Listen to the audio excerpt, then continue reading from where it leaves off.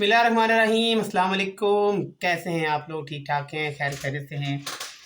Last दो vlog आप लोगों ने मेरे देख लिए होंगे, और जिन जिन लोगों ने देखे हैं उनका बहुत शुक्रिया। जिन्होंने नहीं देखे वो लाजमी जाके लास्ट जो दो व्लॉग हैं वो लाजमी देखें, क्योंकि अगर वो अभी का व्लॉग देखेंगे और पिछले उन्होंने नहीं देखे हुए तो उनको वो जो हमारी जो एक स्टोरी है वो समझ में नहीं आ सकेगी। अच्छा जी, तो जैसे कि मैंने जो लास्ट व्लॉग था अपना, उसका जो मैंने एंड किया था वो मैंने किया था कि जो हमारी इंश्योरेंस थी, जो मेरी वाइफ की मैटरनिटी इंश्योरेंस थी, क्योंकि वो नहीं हो रही थी, और जो डॉक्टर ने एक्सपेक्टेड डेट दी हुई थी वो दी हुई थी अप्रैल की 10 या 12 या 15, और हमारी जो मैटरनिटी इंश्योरेंस थी वो 28 मार्च से एक्सपायर हो रही थी। तो वो एक टेंशन थी।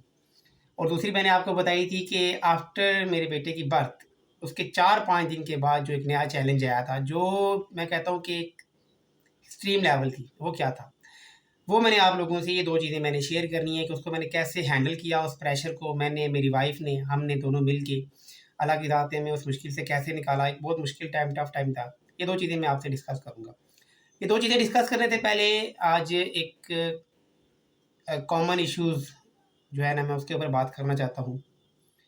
ऐसे ही मेरे दिमाग के अंदर ये बात जो है ना वो चल रही थी। चूँकि हम लोग ओवरसीज़ पाकिस्तानी हैं, इसी तरह हमारे सारे बहुत सारे पाकिस्तानी जो भाई-बहन हैं वो डिफरेंट कंट्रीज़ में काम कर रहे हैं, डिफरेंट नेशनैलिटीज़ के साथ मिलके। जिसमें इंडियन भी होते हैं, बांग्लादेशी होते हैं, नेपालीज़ होते हैं, और डिफरेंट नेशनैलिटीज़ के लोग वहाँ पे काम कर रहे होते हैं।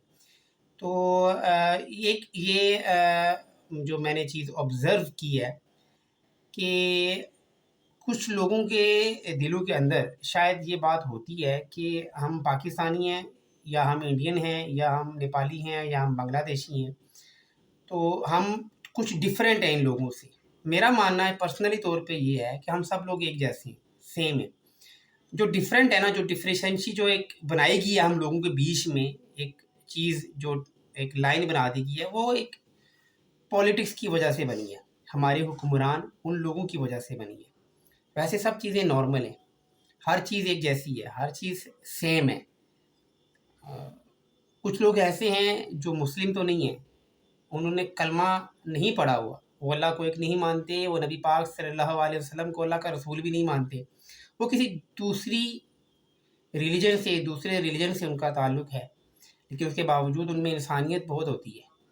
वो एहतराम बहुत ज़्यादा करते हैं, उनका वे ऑफ टॉकिंग बहुत अच्छा होता है, वो अदब करते हैं, उनको पता होता है दूसरे लोगों का दुःख और दर्द क्या है। तो मेरे ख़्याल से एज़ अ मुस्लिम मुझे प्राउड है कि हम मुस्लिम हैं, हम अल्लाह को एक मानते हैं, हमारे नबी सल्लल्लाहु अलैहि वसल्लम, हम उनकी सुन्नत पर अमल करने की कोशिश करते भी हैं और करना भी चाहिए। लेकिन एज़ अ मुस्लिम मैं ये भी समझता हूँ कि इंसानियत सबसे पहले आती है। हमें लोगों के हकूक़ का ख़्याल रखना चाहिए। ये वो पॉइंट है जो मैं आप लोगों से डिस्कस करना चाहता था कि लोगों के हकूक़ सबसे पहले। मैंने बचपन से लेकर अभी तक यही चीज़ पढ़ी है कि हकूक़ुल इबाद बहुत इम्पोर्टेंट हैं। अल्लाह ताला हकूक़ुल अल्लाह जो है वो अपने हकूक़ माफ़ कर देगा, लेकिन हकूक़ुल इबाद अल्लाह माफ़ नहीं करेगा, वो बंदा माफ़ करेगा। जिन लोगों के साथ आपने ज़्यादती की, आपने तकलीफ़ दी, आपने कोई भी मुश्किल उनके लिए पैदा की, आप लोगों को जवाब देना पड़ेगा। ये चीज़ें मैंने बहुत सारी फ़ेस की, जैसे मैंने अपनी पिछली स्टोरी के अंदर ये बात बताई है कि यूएई के पिछले 7 साढ़े 7 सालों में मैंने बहुत मुश्किलें देखी, बहुत तकलीफ़ें देखी। मैं आज मुझे अक्टूबर की 13 तारीख को 2 महीने हो जाएँगे। ये 2 महीने कैसे गुज़रे हैं, किस इमेजिनेशंस में गुज़रे हैं, ये मुझे पता है कि मैं हर एक सेकंड में अल्लाह की ज़ात का शुक्र अदा करता हूँ, और मुझे ये यकीन था कि मुझे अल्लाह ताला इस जो एक एक टेंशन वाला एक गर्दाब है, एक सर्कल है, इससे निकालेगा। ये मेरा यकीन बहुत पुराना है। मैं अल्लाह की ज़ात पे यकीन मेरा बहुत पुख्ता है। मुझे पता होता है कि अगर मैंने कोई भी मेहनत करनी है, हार्ड वर्क करना है, तो उसका एक मकसद ज़रूर होता है। मैं उस मकसद को सामने रख के लगा रहता हूँ, गिव अप नहीं करता मैं। तो आज ये 2 महीने कैसे गुज़रे, किस इमेजिनेशन में गुज़रे, आगे आने वाले वीडियोज़ में आपको ये भी चीज़ें पता चल जाएँगी। और लास्ट में, इस टॉपिक के लास्ट में मैं यही आप लोगों से रिक्वेस्ट करूँगा कि जो लोग भी ओवरसीज़ हैं, बाहर रह रहे हैं, एक-दूसरे का एहतराम लाज़मी करें, अदब लाज़मी करें। रिस्पेक्ट बहुत इम्पोर्टेंट चीज़ है। Give respect and take respect. अगर कोई मुश्किल में है, कोई तकलीफ़ में है, उसकी तकलीफ़ को समझना बहुत इम्पोर्टेंट है।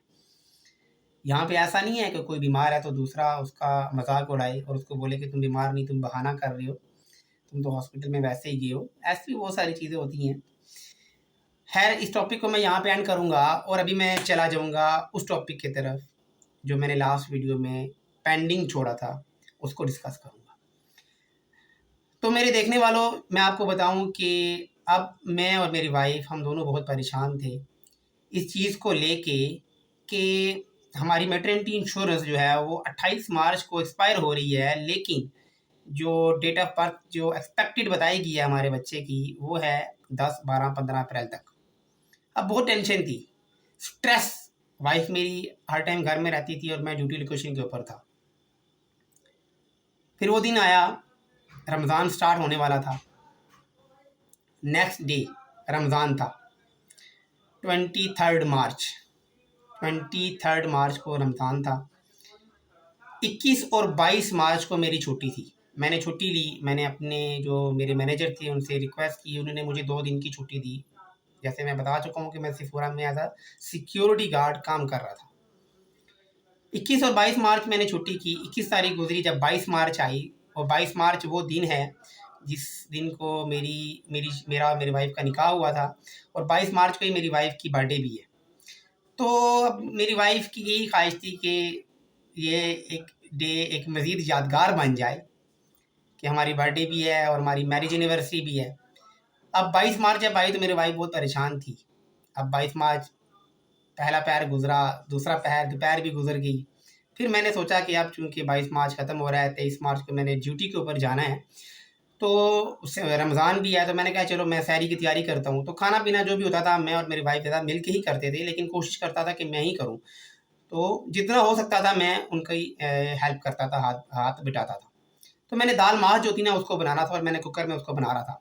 तो मैंने मगरिब का टाइम था, हम लोग दाल माश के लिए, मैं जब उसको चेक करने के लिए गया तो दाल माश तो पक चुकी थी, लेकिन वो टाइम भी आ चुका था जब अल्लाह ताला की ज़ात ने जो है ना वो हमें इस नेमत से नवाजना था, औलाद की नेमत है। मैंने अपने दोस्त को कॉल की, जो मेरे पड़ोसी थे, वो आए गाड़ी लेके और मैं अपनी वाइफ को लेके सीधा हॉस्पिटल चला गया। अब हमारे ध्यान के अंदर एक बात तो ये हो चुकी थी और हम अल्लाह का शुक्र भी अदा कर रहे थे कि या अल्लाह तेरा लाख लाख शुक्र है कि जो एक एक्सपेक्टेड डेट बताई गई थी ना, उससे पहले ही ये डिलीवरी टाइम आ चुका है। अब हम दोनों गाड़ी में थे, हम जा रहे थे, हमने अपनी फैमिलीज़ को बता दिया था कि आप सब हमारे लिए दुआ करें। हम खुश भी थे लेकिन अकेले थे ना, हमारा पहला बच्चा था, टेंशन से गुजरे हुए। वो एक अजीब किस्म का एक माहौल था। एक मैं उसको जैसे मर्ज़ी एक्सप्लेन कर सकूँ, करने की कोशिश करूँ, फेस एक्सप्रेशन से या वर्ड से, वो कम पड़ेगा। उससे पहले मैं डॉक्टर नाहिद को कॉल कर चुका था। डॉक्टर नाहिद ने हमें डायरेक्ट बता दिया कि आप जो है ना डायरेक्टली उनको मैटरनिटी वार्ड में शिफ्ट करो। हम लोग हॉस्पिटल उतरे, मैटरनिटी वार्ड की तरफ चले गए। स्टाफ बहुत अच्छा था, नर्सिस बहुत अच्छी थी, कोऑपरेटिव थी। है, डॉक्टर नाहिल आई और उन्होंने जो भी मेडिकेशन, जो भी उनका एक प्रोसीजर था वो उन्होंने स्टार्ट किया। मैं वाइफ के साथ उनकी हेल्प कर रहा हूँ, एक्सरसाइज कराने में, उनको कूल रखने में, डिफरेंट बातें कर रहा हूँ उनके साथ, ताकि उनका जो मूड है ना वो चेंज ना हो, क्योंकि वो एक बहुत डिफ़िकल्ट टाइम से गुजर चुकी थी। जैसे कि मैंने बताया कि 1 डेढ़ महीना पहले उनके कज़न की डेथ हुई, उससे 3 महीने पहले दिसंबर में उनकी वालदा की डेथ हुई। और वो जो प्रेगनेंसी टाइम पीरियड था वो भी एक इतना मुश्किल था उनके लिए ना, वो जिस तरह की ड्यूटी से गुज़री थी, तो मैं नहीं चाहता था कि वो किसी भी टेंशन से गुज़रें। तो मैं बड़ा एक माहौल बना के ना मैंने अपने भाई को भी बता दिया था, जो मेरे बड़े भाई हैं अबू धाबी में, वो बहुत खुश थे। वालदा मेरी, सारी फैमिली हर तरफ से बहुत खुशियाँ थी, मेरे इन-लॉज़ भी बहुत खुश थे। हर बंदा हमें कॉल करके बता रहा था क्या-क्या चीज़ें आपने ला के रखी हुई हैं बैग में, कपड़े बेबी के मौजूद हैं, अपने कपड़े मौजूद हैं, कितने दिन रुकोगी हॉस्पिटल में, क्या ट्रीटमेंट सही हो रहा है, बट सब चीज़ें ठीक थी।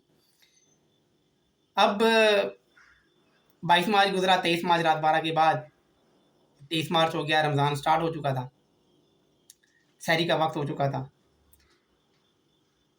तो मैं सहरी क्या करनी थी, कुछ भी नहीं किया। बोले जो भी मैं खाने के लिए लेकर आया, भाई मेरे बाहर बैठे हुए थे, वो हमने एक छोटा-सा शवारमा लाया और भाई ने भी और मैंने भी वो खाया, आधा सा मैंने खाया और कुछ फ्राइज़ लाए जो मैंने खाए।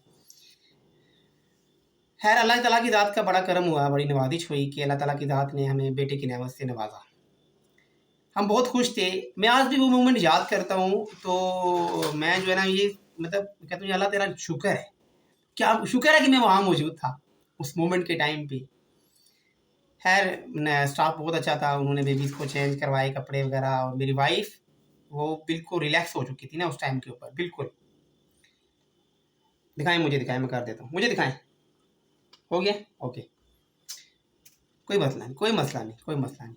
अच्छा जी, तो हर चीज़ बिल्कुल सही चल रही थी ना, तो भाई मेरे बड़े खुश थे।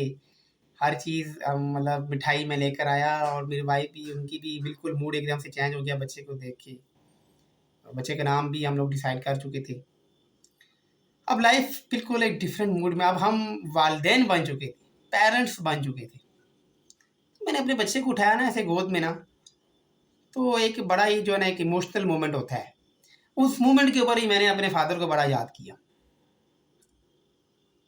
अल्लाह ताला उनके दर्जात बुलंद करे, और उनको करवट करवट जन्नत नसीब हो, आमीन।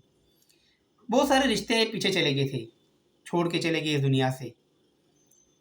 तो बंदा जो है ना कभी कभार बंदा सोचता है यार कि अब क्या होगा, लेकिन अब बस मैं ये सोच रहा था, ये बच्चा आ गया ना मेरी लाइफ में, वाइफ मेरे साथ है, तो अब बस मैंने हर चीज़ चेंज करनी है। अब मैंने अपना फोकस रखना लाइफ में।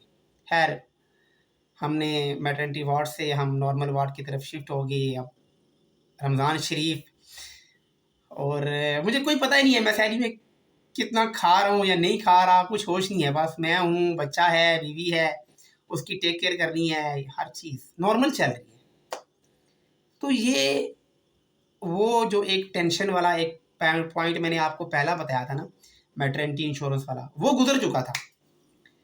हम लोगों ने एक थोड़ी सी अमाउंट जो बहुत रिजनेबल थी वो हॉस्पिटल में जमा कराई, और हम लोग हॉस्पिटल से डिस्चार्ज होकर घर की तरफ आ गए। जब हम घर में इंटर हुए ना, तो वो वीडियो मेरे पास पड़ी हुई है, ये दिन आप लोगों को दिखाऊंगा लाजमी। तो पिक्चर भी हमने ली बच्चे के साथ। बड़ा एक अच्छा एक यादगार एक हमारे लिए एक लम्हा वो रहेगा हमेशा। अब जब हम घर में पहुंचे, तो मुझे कॉल आई मेरे मैनेजर की, और एक नया चैलेंज मेरे सामने आ चुका था। नया चैलेंज जो था ना वो ऐसा था कि मेरे पाँव के नीचे से ना ज़मीन निकल गई थी बिल्कुल ही, क्योंकि यार ये मुश्किल हो गया। क्योंकि जैसे कि मैंने आपको बताया था कि बिफोर डिलीवरी मेरी वाइफ जो थी ना, उनको एक पैन था जिसको हम लोग सियाटिका पैन बोलते हैं, जिससे वो चलने से बहुत कासिर थी, मतलब उनको मुश्किल थी। लेफ़्ट साइड उनकी पैन होती थी उनको, और वो चल नहीं सकती थी पूरी लेफ़्ट साइड। लेकिन आफ्टर डिलीवरी, बच्चे की पैदाइश के बाद, वो पैन बढ़ चुका था, इतना बढ़ चुका था कि मैं उनको उठा के उनको लेके जाता था, उनके कपड़े चेंज कराना या उनको वॉशरूम लेके जाना, ये बहुत डिफ़िकल्ट टाइम था उनके लिए। और वो रोती थी, लिटरली वो रोती थी बेगम मेरी, कि ये अब मतलब पता नहीं अब क्या हो गया है। अब और मैं परेशान हो चुका था कि यार अब ये इसका पैन कैसे ठीक होगा। खैर हमने जो उसका, क्योंकि मेडिसिन तो वो यूज़ नहीं कर रही थी, लेकिन हम लोगों ने जो नॉर्मल एक ट्रीटमेंट था वो हम लोगों ने करना स्टार्ट किया, कि वो हॉट वाटर बॉटल जो होती थी वो, या कुछ ट्यूब्स होती हैं जो लगाई जाती हैं दर्द को कम करने के लिए, तो वो हम लोगों ने क्या करना स्टार्ट कर दिया। लेकिन फिर भी उनका दर्द कम नहीं हो रहा था।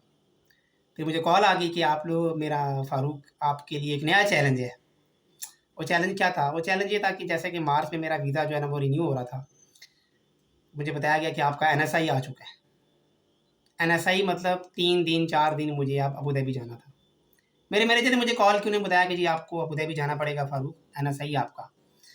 मैंने अपनी बेगम से बात की, उन्होंने मुझे फिर बताया, अकेली औरत जिसने अभी 4 दिन पहले जिसको अल्लाह की ज़ात ने औलाद दी, और उस सियाटिका पैन से चलने नहीं हो रहा, उठने नहीं हो रहा, बैठने नहीं हो रहा, और मुझे कह रही है कि फ़ारूक यल्ला जाओ, मैं सँभाल लूँगी, तुमने गिव अप नहीं करना।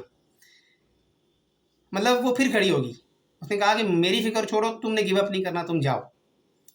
खैर अब मैंने कहा कि ओके ठीक है, ये इतनी स्ट्रॉन्ग अगर है, मुझे इतनी हिम्मत दे रही है, तो मुझे भी गिव अप नहीं करना। खैर मैंने निकल गया एनएसआई के लिए। अब एनएसआई के लिए मैं पहुंचा, अगले दिन मेरी क्लास थी। अब मेरा ज़हन पीछे ही है, पहले दिन मेरी क्लास हुई, दूसरे दिन क्लास हुई, फिर वो एक टेस्ट आ गया था, एक फ़िज़िकल टेस्ट होता है जिसमें हमें रनिंग करनी पड़ती है। मुझे आज भी याद है जब वो रनिंग का टाइम आया ना, तो जब मुझे लास्ट वार्निंग दी गई, मुझे पहले वार्निंग दूसरी वार्निंग, तीसरी वार्निंग मुझे दी गई और मुझे कहा गया कि आप सबसे पीछे हो, अगर आप अभी भी पीछे रहे तो आपको फेल कर दी जाएगा। और मैं फिर भी सबसे पीछे, और मुझे साथ वाले मेरे दोस्त कहते हैं कि जब आप सबसे पीछे रह गए तो जो इंस्ट्रक्टर था जो आपको देख रहा था उसने गर्दन नीचे कर ली ऐसे और फिर आपको पास कर दिया। मैंने कहा ये तो होना ही था ना, वो मुझे कैसे पास ना करता, मैं पीछे इतनी बड़ी रिस्पॉन्सिबिलिटी छोड़ कर आया हुआ था, मेरा बच्चा, मेरी वाइफ और बीमार वाइफ जिसे चलने नहीं हो रहा, उठने नहीं हो रहा, बैठने नहीं हो रहा। तो ये सब चीज़ें जब मैंने अल्लाह से बड़ा मांगा ना तो उसने फिर करना तो था ना। अरे मैं बहुत परेशान है। जब मैं फिजिकल टेस्ट में भी पास हो गया तो फाइनल मेरा टेस्ट आया, जो एक एग्ज़ाम होता है हमारा, हमें रिटन में करना पड़ता है टैब के ऊपर, वही मैंने पास किया। पास करने के बाद अब मैंने वापस आना था, मैंने उसी टाइम गाड़ी पकड़ी और मैं सीधा वापस आ गया क्योंकि नेक्स्ट डे मेरी ड्यूटी थी। मैं घर पहुंचा तो जब मैंने अपनी बेगम को गैंग देखा तो उसने तो यही शौक रहा है कि वो स्ट्रॉन्ग है, लेकिन मुझे पता चल चुका था कि उसको पिछले 4 दिन कितने मुश्किल उसने गुजारे होंगे, कितना टफ टाइम उसने गुजारा होगा। खैर मैं आया, मैंने घर की जो भी चीज़ें थी देखी, हर चीज़ उसने मेंटेन की हुई, सफाई भी की हुई, जो खा सकती थी वो कोशिश की उसने, वो बना के उसने खाया, बच्चे की भी टेक केयर की, अकेली औरत उसने टेक केयर की इस बीमारी की हालत में भी। अल्लाह की ताला की दात है जो हिम्मत और ताकत देने वाला है। खैर ये वो दूसरा चैलेंज था जिससे मैं कामयाबी के साथ गुजरा और उसकी वजह ऑफ कोर्स अल्लाह ताला की दात के बाद मेरी सपोर्टर मेरी वाइफ थी। वो थी जिसने मुझे फिर हिम्मत दी, ताकत दी कि खड़ा हो जा, बस तूने गिव अप नहीं करना। एंड मैं अगेन खड़ा हो गया और मैं वो दूसरे चैलेंज से भी निकल आया। अब लाइफ जो है ना वो एक दोबारा से नॉर्मल होना शुरू कर दिया था उसने। लेकिन आगे क्या चैलेंज आ रहा था, आगे क्या मुश्किल आ रही थी, आगे क्या तकलीफ़ आ रही थी, क्या टफ़ टाइम था, ये हमें नहीं पता था। लेकिन था, आगे एक और चैलेंज था, एक और ऐसा मुश्किल टाइम था, मुश्किल मरहला था जिसने हम दोनों को नहीं, हमारी फैमिलीज़ को हिला के रख दिया। हमें समझ ही नहीं आया कि ये हमारे साथ क्यों हो रहा है। अप्रैल का महीना, अब मैं ड्यूटीज़ के ऊपर जा रहा हूँ, सब चीज़ें तो ठीक हैं लेकिन मेरी वाइफ की तबीयत ठीक नहीं हो रही, उनको वही पेन है और जो कि कम नहीं हो रहा, वो तकलीफ़ में रोती थी। वीडियो बहुत लंबी हो चुकी है, नेक्स्ट वीडियो के अंदर मैं आप लोगों को बताऊंगा कि वो नेक्स्ट चैलेंज क्या था और मैं ये भी बताऊंगा कि अल्लाह ताला की ज़ात ने हमें उस चैलेंज से कैसे निकाला, जैसे मक्खन से बाल निकालते हैं ना वैसे। और वो मूवमेंट भी बताऊंगा कि वो जब मूवमेंट हमें बताया गया तो वो क्या था।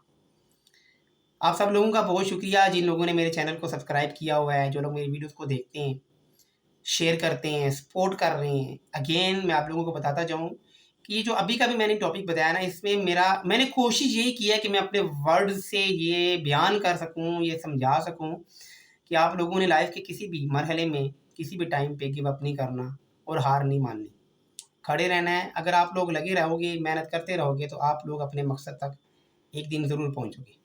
आप सब लोगों का बहुत शुक्रिया, थैंक यू सो मच, अपना ख्याल रखिएगा, अल्लाह हाफिज़।